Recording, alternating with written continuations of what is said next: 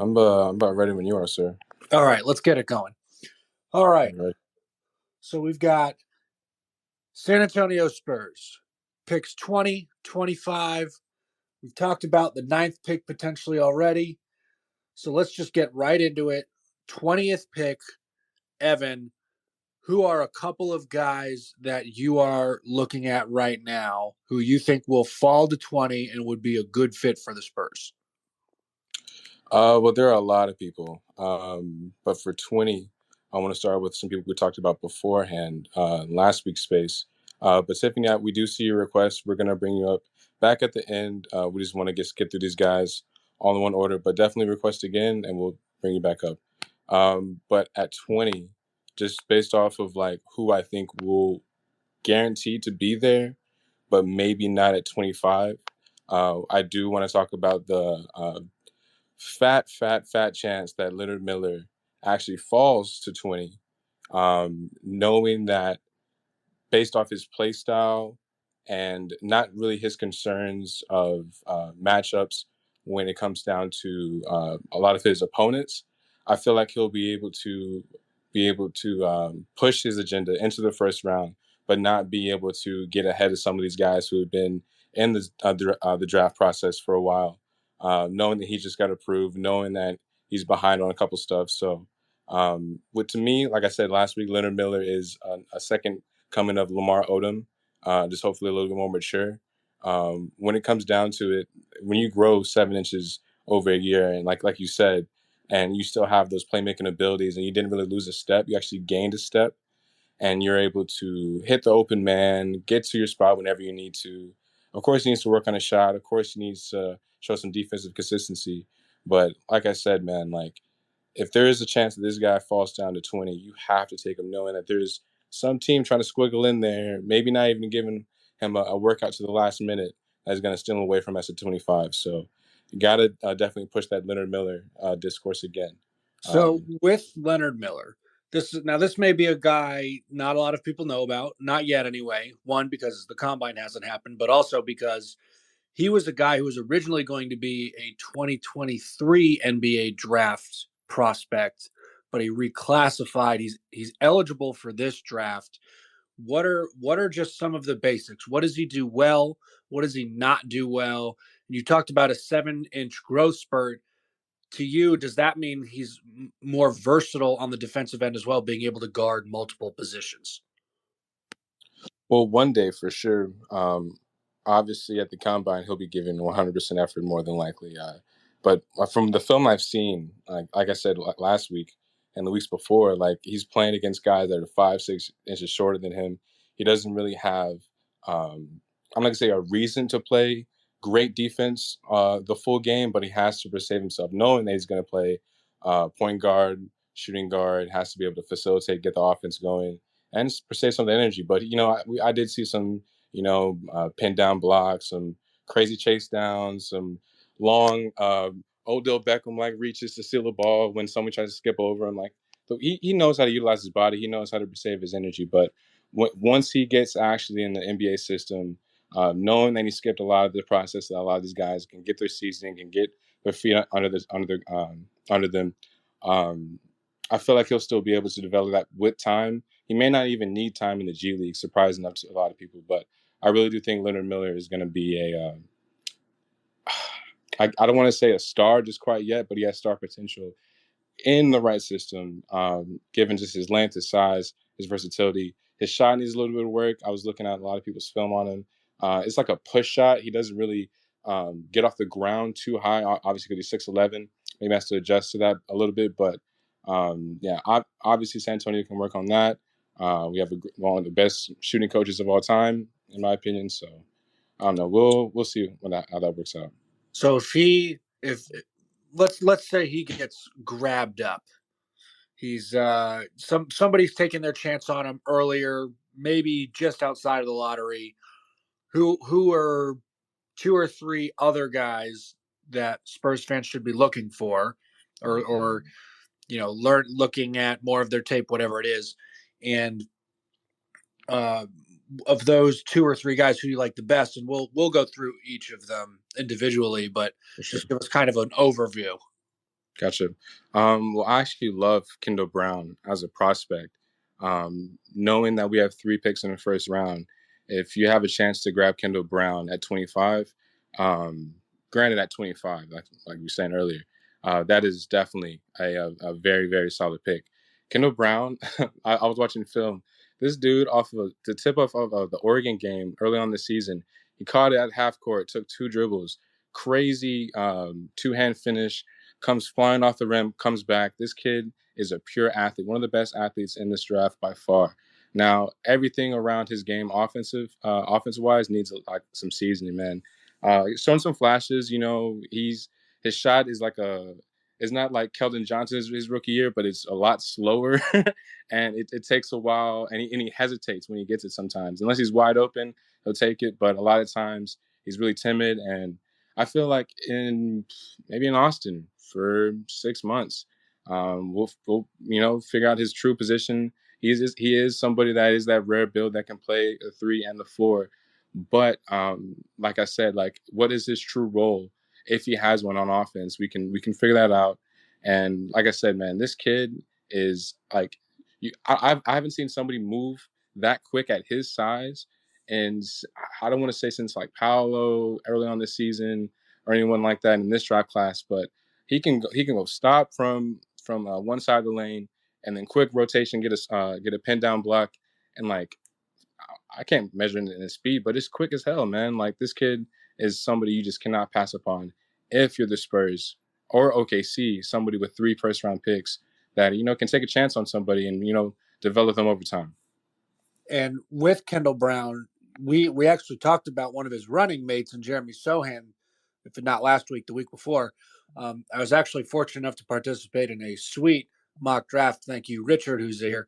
But I actually took Jeremy Sohan with the 9th pick for the Spurs. So slight bragging rights, slight shout out. But aside from Kendall Brown, and you say you like him at 25, Mm-hmm. where does Nikola Jovic land for you? Is he, if he's at 20, do you absolutely have to grab him, or is he a guy that you see, oh, maybe he'll drop to 25 and he can be picked there, or which one of those categories do you think he falls in? He's absolute pick at 20, or do you try and press your luck and try and wait for 25? That's tough. I can't say it's too early to tell, but it's definitely way too early to tell, man. Like the measurements aren't just the biggest concern with Jovic. If he can actually knock down and be one of the real leaders and percentage wise for like in the combine when it comes down to 3 pointers, see how fast he is in the shuttle, all that kind of stuff. See how elusive he is. We're banking on him being an okay defender a couple of years from now. We're banking on him being a great 3-point shooter right now with great range and not great self creation, okay self creation right now in NBA spacing. And with some seasoning, man, like a lot of these guys who are overseas that get 10, 15 shots a game, you see them take these crazy, unheard of non-Spurs like shots, and you're just like, oh man, can that translate? And I feel like a Cam Jovic just as like in a Cam Johnson role with the Suns. I feel like this guy can knock down 3-4 threes in a game today, like right as it speaks, like right now. He'll be able to come off screens, pick and pop. Not really the greatest screener, but he doesn't really do that. He's a wing, but ideally, like I really do love his game. And like I said, if he does fall to 25, I don't know, man. I right now there's boards saying he's in like top 15. Some people saying top 10 and 25. And I don't like to base my analysis on other people, but it's tough because if you're the Spurs, would you rather have him over Torrey Eason? Granted, if you get another power forward, I I'd rather get some shooting and spread the floor guaranteed rather than maybe 2 players that one may not work out, one will. You know what I'm saying? So right now, I do love Jovic as a Spur, but I feel like in a situation maybe where we can swing a trade or two, you can't have Jovic and Doug McDermott on the court at the same time. You Yes, just that would be difficult as yeah, far as defense goes, for sure. we would have to move some pieces or just move around or have someone just not fall to us. And that's something I want to get into next, somebody we talked about before. And that is honestly one of my favorite prospects to watch. And that's Jake Laravia. Now, I said this 2 or 3 weeks ago. Jake Laravia is the perfect fit for the Spurs because we definitely need somebody that is more athletic, that can play or that can defend wings, and someone that can be a four, that can play make, that can defend.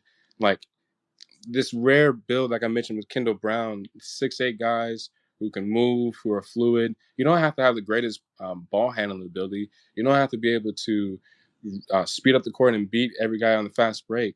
But if you are able to fit in the offense, and I don't want to say just like not screw things up, but be able to keep the ball moving, be able to find the right guy.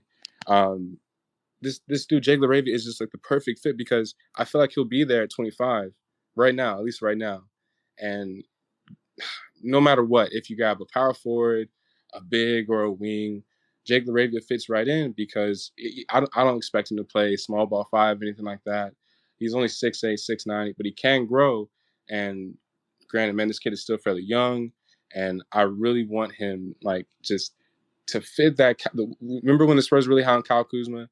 If he can fit that Kyle Kuzma role 2 or 3 years now, 2 3 years from now as a starting power forward, come in as a small forward in the second unit, be able just to when I say not screw things up, that's so important to me as somebody who wants to be able to be a creative ISO wing, a creative initiator in the pick and roll. Because I'm looking at his numbers right now, and granted he did have a couple 3 or 4 turnover games, but when I'm looking at him later down the line as a pro, someone who I've seen in interviews recently, a lot of guys are giving this guy a lot of love. He's probably flying up boards due to a lot of those reasons. He's somebody I want on my team as a true professional, someone that I said before, like can just guaranteed to be a true pro and a bucket. And I think something that should be noted, and something similar happened to Derek White, where except Derek White came from a D2 and he played at Colorado, a Power 5 D1. Jake Laravia started at Illinois State, played 2 years, wanted better competition, moved to a Power 5 team at Wake Forest, and still excelled for them. So clearly he enjoys a challenge. He wanted to get better. He wanted to prove that he was a good player. I think that should also be not understated and shouldn't be overlooked because those are the kinds of guys that the Spurs love to draft, guys with a chip on their shoulder. I mean, does that play a role at all for you in the decision?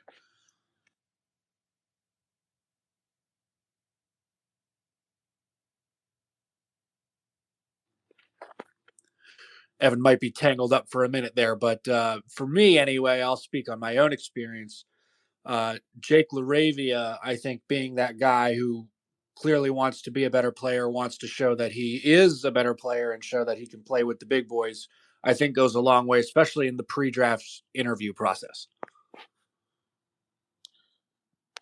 Oh, sorry about that. Yeah, I was trying to fix the title of the room. Sorry about that. But and when it comes down to some of these prospects, it's like you said, a it's not just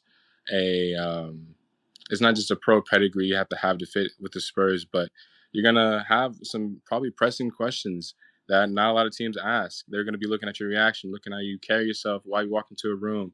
Like there's I'm not going to carry on this for too long, but there are players I'm not going to mention that you can look at the top 10 and be like, that guy's definitely not going to be a Spur. And that's all I got to say for that. I'm not trying to be too rude, not trying to say anything onto that, but that's a thing, and that's almost a guarantee every single year with this draft process. I'm looking back at it, so um, we got to talk about some of these guards, man. We talked about Hugo Besson last week, but I definitely want to talk about him and then Blake Wesley, one of my other favorite prospects to watch, just because I'll start with Hugo. I tweeted this and I did get some backlash in the DM. I said Hugo Besson could step up and be like a Patty Mills type of role, type of fit for this team. And when I look at it now, I'm not. I didn't delete the tweet. I'm not wrong, but I don't feel like I'm wrong. I'm not having any regrets. But if he can take down some of these terrible shots, some of these, you know, I'm not going to talk about it too bad on the lines of just trying to embarrass somebody, but he makes these crazy Luka-like moves, fake left, fake right. You want to, yeah, I'm not going to go too bad about it, but Hugo Besson guaranteed in the Spurs system will be somebody that can come off as a shooting guard, can be a point guard, and I'm telling you, man, catch and shoot, pick and roll, his flow game, everything is there. As a defender, he's okay. He's not the quickest guy. He's very agile. He's a scrappy defender, and like I said, as a Patty Mills type of guy, he can be on the floor with Trey Jones. He can be on the floor with DeJounte. I'm not saying he can play small ball three small ball three like how the Spurs like to play, but granted in the system we do have to have a lot of more versatility on this team. I can see that happening in the future for sure. So basically, as long as he's not taking Gary Neal irrationally confident threes, you're good with him. No, I like I said, I'm not trying to be rude, but there's just some. I was looking at it earlier today. I knew we were gonna talk about him. There's some moves I'm just like, dude, like, what are you doing? And it just slows down the offense. You can tell, like, he has it's like his Hollywood moment. He knows he's hot. He's a volume shooter, and volume shooters. There's a guy that I like to mention. I'm not gonna try and roast somebody else, but he's the volume shooter, streaky shooter, OJ Mayo type of guy. Like he'll take these crazy. You remember OJ Mayo back in the day? Take these crazy shots, 10, 10 and a quarter, and it's just like, dude, what are you doing, man? Pass the ball, and he gets subbed out. But that's all I'll say for now. Maybe we'll regret saying that later, but yeah, that's my comparison for now. Did you have anything about Hugo? No, Hugo his game way better than I do, but it sounds to me like a guy who can play in a couple of different lineups if the Spurs decide to make certain moves in the offseason. An example, if they decide to, part ways with Lonnie Walker, he could potentially fill his minutes, maybe not his role, but certainly his minutes. Few guys are as athletic as Lonnie Walker, but Hugo Besson sounds like if you can get his shooting, his bad shooting and his decision making under control, that's a guy who could be valuable in your offense. Definitely. Basketball Troy, I see a request. We will definitely bring you back at the end. We're just trying to get through a few more guys, man, and we'll definitely get to questions later on. So feel free to question in a bit, man. We got you. Let's talk about Blake Wesley again. This is one of my honestly best fits for the Spurs. Looking back at it, surprised me to talk about him earlier on. Like I said, when I talk about a volume shooter, someone who is very streaky, someone who just always looks like he's in rhythm, always calm. This is Blake Wesley to a T. Now, some of these games, man, are terrible. I'm not gonna lie. I'm trying to work on. This is a recorded space. I'm trying to work on, not being rude, but Blake Wesley, man, if he can be more consistent, not shoot as many air balls as he has in previous games when it's just not there, when they're already out of the game, he would be, I don't want to say like a top 15 lock, but he's one of those guys like Kendall Brown who's high on some boards, low on some boards, and you just don't know where to have him. But let's talk about Blake Wesley. Now, in the Spurs system, you don't just have to have um, let's say this. You can't be afraid to catch and shoot the ball. And that is Blake Wesley. He has one of the quickest releases. Like I say, he's always in rhythm. He has range. He loves the mid-range game. He can step it back from the three. He's not really the greatest self-creator, but he can change directions quick as he's good. Fake jab steps, hezzy moves. He can play off ball, but I do love him in the future as a like a I can't think of a comparison. I guess a D'Anthony Melton type of combo guard. I guess somebody who shouldn't play the one but could play the one. Granted, someone's injured, someone who's but man, 6'11" wingspan, man, one of the better defenders. Makes scrappy fouls, does a lot of the gets beat on the pick and roll, likes to swipe down, thinks he can, grab everything with his huge hands. But 1.7 steals a game, definitely got on like one of the toughest assignments throughout the season, almost every single game. So, yeah, I definitely love his future, definitely like 3-4 years from now. But right now, is he someone that's NBA ready? I'm not too sure. Rotation ready, probably not. NBA ready, bench ready. More of like what Josh Green could have been, maybe. Yeah, definitely. Um, Yeah, in the Spurs 20-25 range, another combo guard, another wing. But yeah, Blake Wesley, somebody that fits that Spurs mold for sure, and I definitely want him to work on his isolation game, self creation. If he can come in as like I said, as a point guard a couple years from now, this dude is going to be an NBA vet 10, 12 years from now. Yeah, solid game all around. And if he's got as big a wingspan as you're talking about, putting him and DeJounte Murray next to each other on defense could be an absolute nightmare for guards. I mean, Oh, you're talking about covering a ton of space. Now, granted, Wesley's going to have to do some things on offense that will help keep him on the floor because defensive guys are great, but in this day and age, you got to do a little more than that if you want to stay and keep minutes to get on the floor. Um, I don't know about you, Evan, but I am ready to answer some questions unless you got another guy you want to look at. one more guy, and then we will get to questions just because All we right, who do you have have for us? man. So I have another crazy take. You ready? Here we go. Hit us. We are on a recorded space. I honestly do. I honestly do feel at the end of the day, on both sides of the floor, Ismail Kamagate will be the best center from this class. Now, both sides of the floor. Both sides of the floor. Now, I know it sounds crazy. I know I'm about to talk about all the shit he needs to, excuse me, all the stuff he needs to work on. Like, because on offense, man, this guy has really no touch. I don't really like to see any. I don't like anything not at the rim or not as a lob on Kamagate's game right now. But if the Spurs pick him in the first round, that tells me, someone's expendable on this team in the future. Just maybe someone's, someone might be moved on maybe a year from now before he gets paid. It's it's almost like he is the savior for this team, for someone who is a pick and roll lob threat who can defend on the perimeter, but it's hit or miss. He gets lost in the pick and roll. I do love him as somebody who can be a guarantee start in the league, but not anywhere on the star level. And when I say on both sides of the ball, I can almost guarantee you when this guy meets Tim Duncan and he sees how fluid he is and how agile he is around the rim and how up and under layup finish around the rim like the Julius Irving, Kyle Anderson a couple nights ago. That in his game at that size right now, not an NBA body, a G League body needs to fill out just a little bit more. This kid has spurred like man, if the Spurs, like I tweeted this, if the Spurs were to grab Kamagate, Usman Dieng, and Hugo Besson and just do a French sweep, I would be so happy. Screw that last pick, trade it, dump it, do whatever. That would make me the happiest guy on this planet. I'm telling you. Um, That I, might I guess have that might have the potential for some of the best nicknames for a draft class too. We're going to talk about that. definitely for sure, man. No, I, I know, like I said, that may sound crazy on both sides of the floor, like Jalen Duran, Mark Williams, but from the film that I saw, I watched his games against Victor Wembanyama, sorry, man, this dude is just a defensive freak. Like, granted, he's trying to work on his little offensive package, turnaround jumpers, all that kind of good stuff.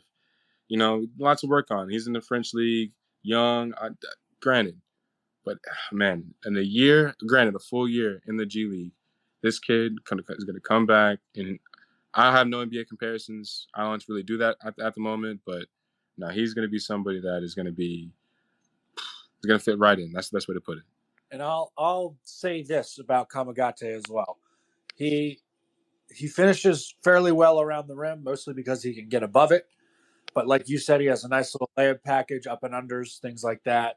A Mm-hmm. little bit of a post game. He has to work on really knowing where he is at times. Sometimes he'll throw up these kind of crazy hook shots, and it's like you are much farther away from the rim than you thought you were. But good rebounder, gets after the boards. His shot is workable. It's not horrific to watch, but it's workable.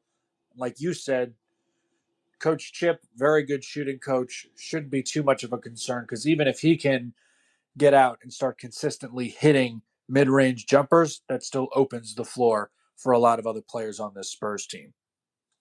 And one more thing, like as in terms of his confidence is there. But like even like when he said screens, he's really timid. Like he avoids contact. He's just ready just to burst to the rim for a lob.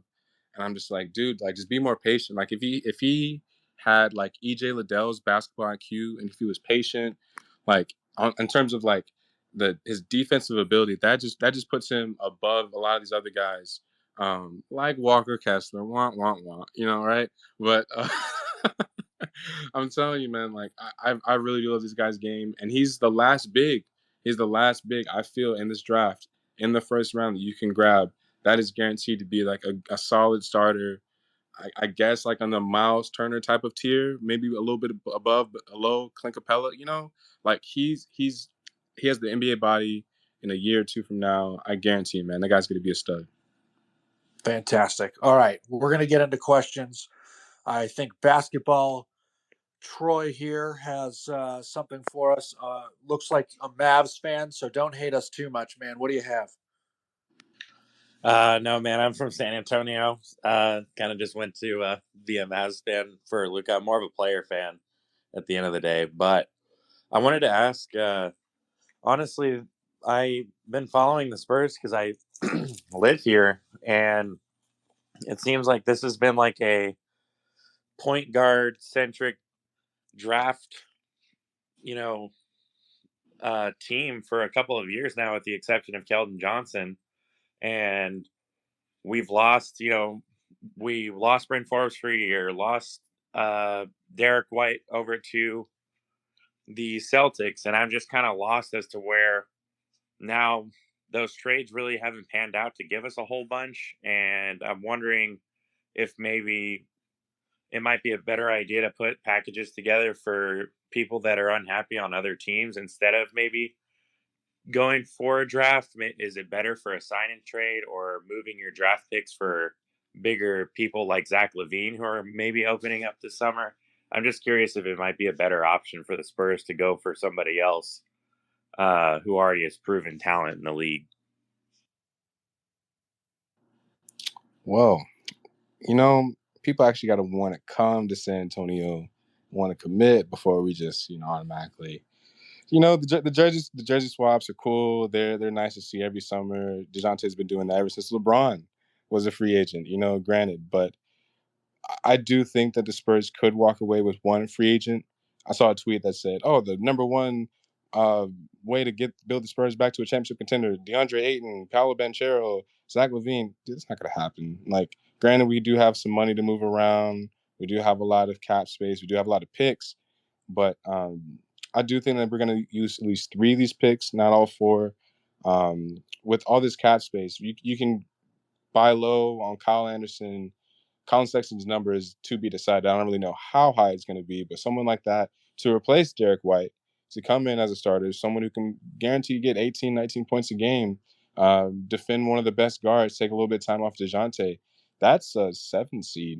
We were, 9th, 10th seed the past few years, and the West is only getting stronger, barring Utah's possible, situation. So, if we were to step in and just to get a little bit better, I don't think that's going to piss off DeJounte too much. But DeJounte wants to win. He wants to be in the playoffs. He said there's many, many, many occasions super serious. And if we don't do that, or at least try and sign somebody that's worth a little bit of money this summer, at least 2 people, 2 or 3 people, if not kill the draft, and or it's going to be tough. And like I said before on many spaces, I'm not afraid to say this anymore.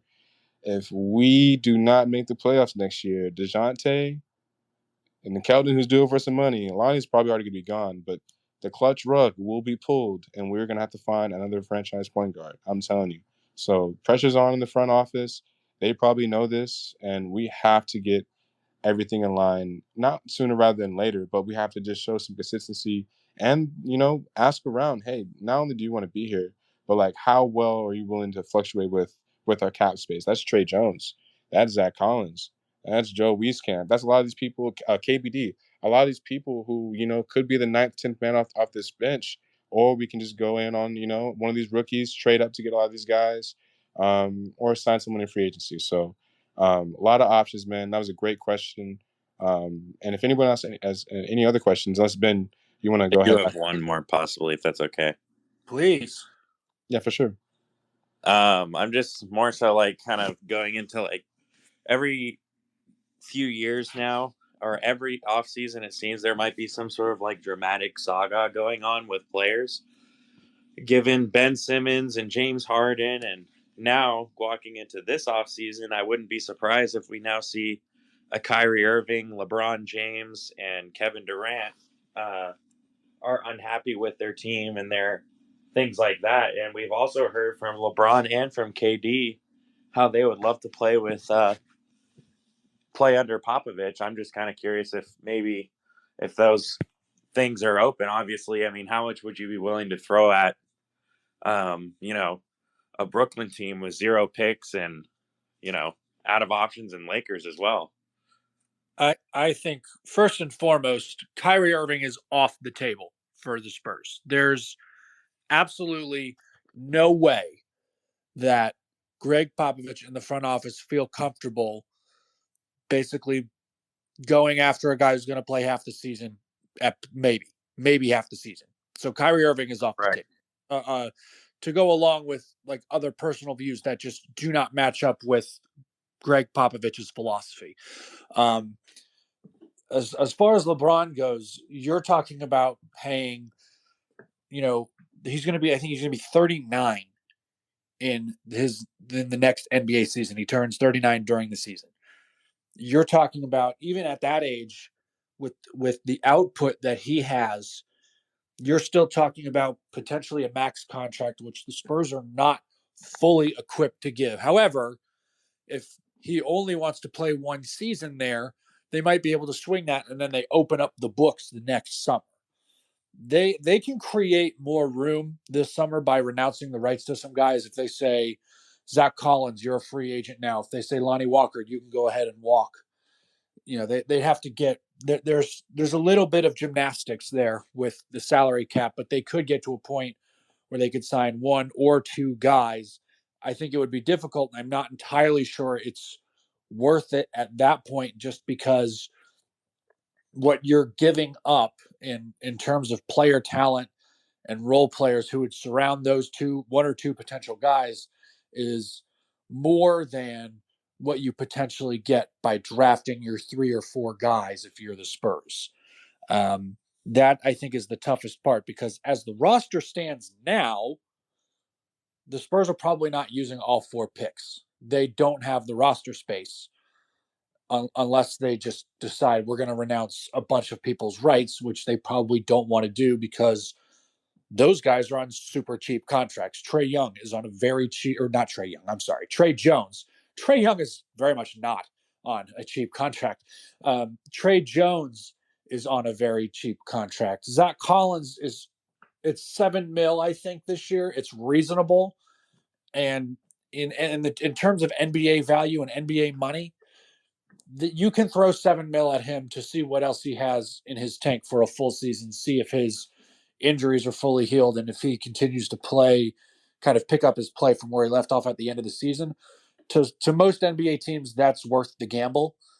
But they do kind of have an out with him in that if he's not on the roster by a certain date in June, I believe, it's not fully guaranteed. So they can still make out with a little extra cash or some salary cap space there. I know a lot of people have been talking about Zach Levine, and it's kind of terrifying. One, because every time people talk about, oh, this guy definitely wants to go to the Spurs. Oh, yeah, he's talked about it so much. It's definitely happening. It doesn't happen. So, first of all, don't get your hopes up. Again, like Evan mentioned earlier, guys have to want to come to San Antonio. If you ask anybody, any player in the league, I'd be willing to bet the majority of them will say, "Oh yeah, I'd love to play for Greg Popovich." But how many of them want to play in San Antonio is the problem. That's not to say San Antonio is a trash city. It's not, it's not a mid city. It's not a, poverty city, whatever the terms kids are using. Yes, I know I sound old. I'm shaking my fist at the clouds right now. But um, with San Antonio, it is just not as desirable a location as New York, be it Brooklyn or the Knicks or LA or even Phoenix right now. and it's kind of crazy because Texas doesn't have a state income tax. And I mean, if you're somebody who's about getting paid, right, you want to keep as much of your salary or as much of your money as you can, and Texas would allow you to do that. So that's always been a little bit of a conundrum for me as to why people don't go to San Antonio. But there's just it is tough to convince people to play in San Antonio. The heat is oppressive. And there are some guys who probably don't feel comfortable with the politics of Texas. I don't know if that's just something I feel. That is not any sort of report. I haven't personally heard that from anybody, but I imagine with the complexion of the league that there are a lot of players who wouldn't agree with a lot of things that are going on in Texas as far as the government is concerned. And actually, going back to your previous question, I actually thought Josh Richardson was a nice player for San Antonio, and I actually thought he outplayed Derek White at times. Granted, Derek White is in the playoffs, but going to Boston, that was always going to happen. Derek White has still continued to struggle to shoot from three, and there are times when Josh Richardson was almost saving the Spurs, at least in that second unit when he was running with them. So I don't hate that trade at all. And I think the Spurs just have to be smart in this draft. If they end up with a top four pick somehow, which by the way, they still have about a 20% chance of landing a top four pick. It's 1 in 5. That's not far fetched. But if they end up in the top four, they have an opportunity to take a swing on someone like a Chet Holmgren or a Paolo Banchero or a Jabari Smith, hopefully. If they end up with the fourth pick, they're probably going to have to choose between Jaden Hardy and somebody else. It's hard to pass up Jaden Hardy, but they really don't need another guard right now, and that's the other problem. They have to find wings and forwards in this draft or free agency or a trade in the offseason, and that's what's going to really determine what the Spurs are trying to do the next few years. Because I totally agree with you. I think it was Evan who said it. If the Spurs don't get into the playoffs this year,